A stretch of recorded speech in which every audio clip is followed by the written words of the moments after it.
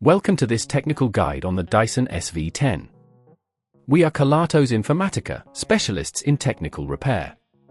We collect your device from your doorstep, carry out a free diagnosis, and send you a quote before any repair. No phone calls, no trips to the shop. We are based at Calle Joaquín María López 26, Madrid. Convenient, transparent and professional. Link in the description.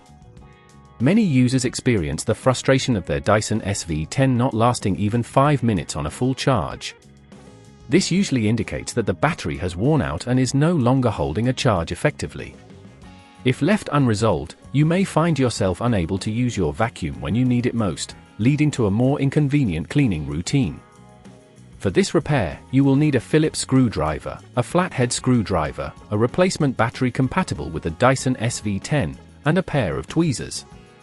First, ensure your Dyson SV10 is switched off and unplugged.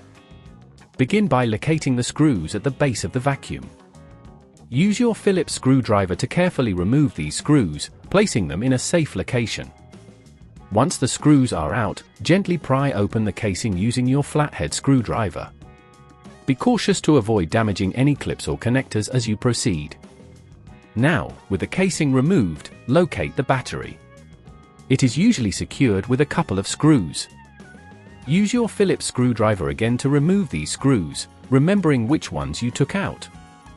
Once the screws are removed, gently disconnect any cables attached to the battery. This might require some finesse, so take your time. If at this point you feel it's getting too tricky, remember that at Kelatos we collect your device from your door and return it fully repaired. After disconnecting the cables, carefully lift the old battery out of the compartment.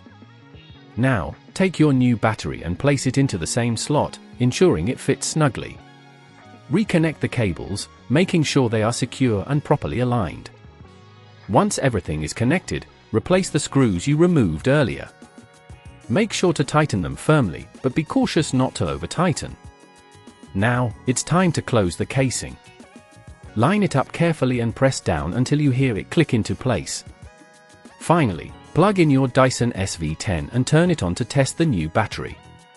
If it runs smoothly, you've successfully completed the repair. To prevent this issue from happening again, consider storing your Dyson in a cool, dry place when not in use, and avoid leaving it on the charger for extended periods. This will help prolong the life of your battery. If you'd rather not risk damaging your device, at Kelatos we collect, repair and deliver back to your door anywhere in the UK. Link in the description.